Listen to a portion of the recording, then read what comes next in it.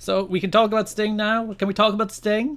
We can talk about this guy who resembles WCW star Sting. So as a fun note, on the June 11th show where they announced that Sting will be making his debut, there's a fun thing where the deal with Sting was not made until during this pay-per-view.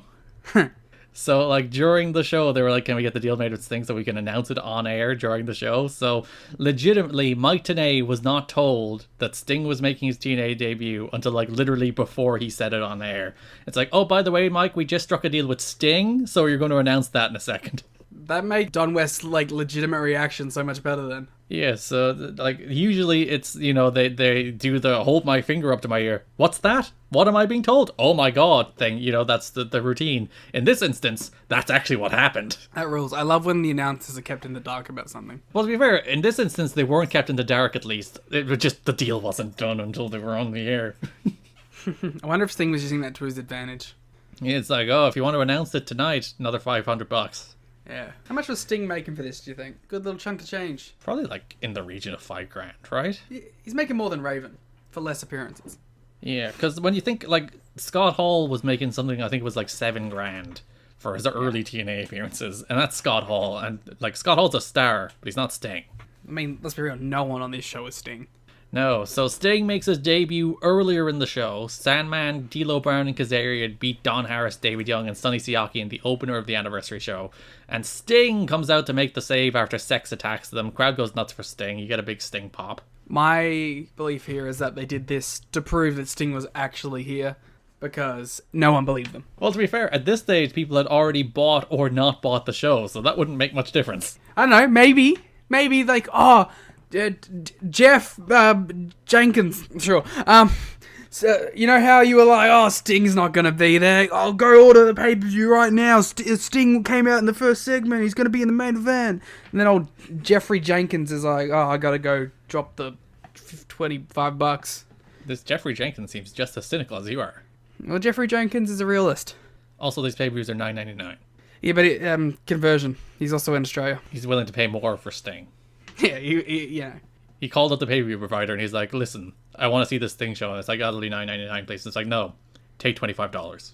And they're like $9.99 USD, and he's like, oh, God, conversion rates. So, Sting and Jeff Jarrett defeat AJ Styles and his partner, Liam, the returning Sean Waltman. Yeah, who couldn't be bothered to wear gear to the Sting match. He is wrestling Sting on pay-per-view, and he shows up in a tracksuit. I would have told him to get the fuck out.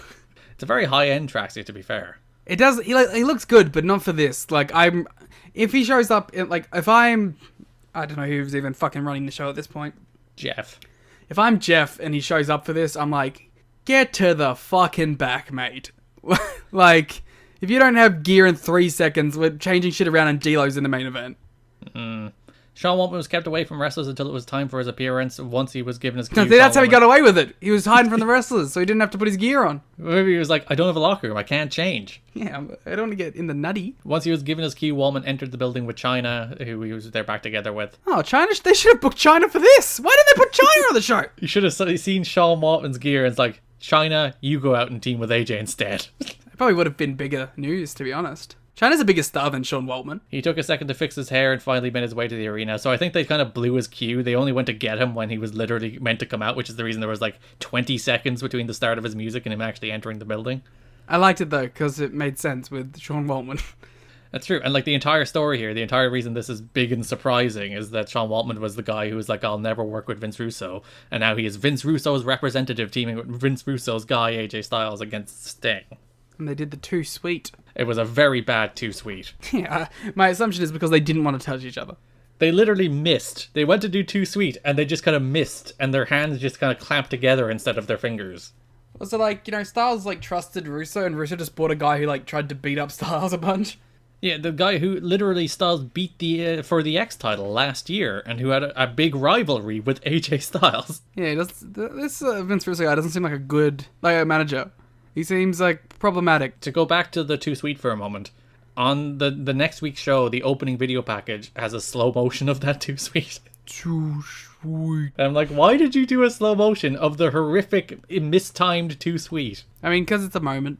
brother. So, main event, Sting and Jeff Jarrett defeat the team of AJ Styles and Sean Waltman in a perfectly good little match. It's nothing special, but it's just Sting is there. That's the only reason this match is interesting. And there was a cool finish. I liked the stroke from the middle rope too. Yeah, so Raven comes out again to try and take out Vince Russo. Shane Douglas cuts him off again. They brawl to the back. And then Sting is brawling on the floor with Waltman while Jarrett beats Styles with a top rope stroke. So AJ is pinned the week after he wins the belt. To set up another match, I assume. But he already had the rematch. You didn't need to pin AJ. Listen. And like the problem is then, like, who do you pin in this match? Waltman's probably not taking the fall, and Jarrett and Sting certainly aren't taking the fall. So well, it's like, it should be Waltman.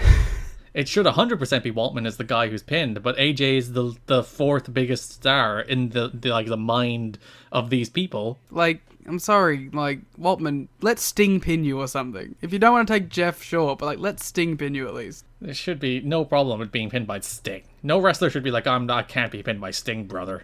Sting can pin me. So after the match, Jarrett and Raven went face to face. There's a lot of tension before Sting raised both their hands and they're on the same page. Yay. So Sting has signed a 4-show deal with NWA TNA prior to his first appearance. The company's plan for Sting is to spread his appearances out over the next few months and then fill in the weeks between with pre-recorded segments. The first of those segments will begin to air on the first week of July as portions of a 35-minute sit-down interview with Mike Tenay conducted with Sting will be shown. They really promoted the hell out of that interview too. There's 2 separate plugs for it on the last show of the month. Well, I think it's also just because they didn't want to start using footage. Yeah, and it was apparently actually that you're right. It was meant to start airing on the June 25th show. They're like, no, we're going to spend a week hyping it. Yeah. So we have more Sting in the coming weeks, including the Mike Tenay interview. It's literally under the thing. I can't remember what the name of the segment is. Like Behind the Paint or something, whatever it's called. Sting Behind the Paint, the Mike Tenay interview. It sounds and looks like a 60-minute segment. Should be. They should have done this on 60 Minutes.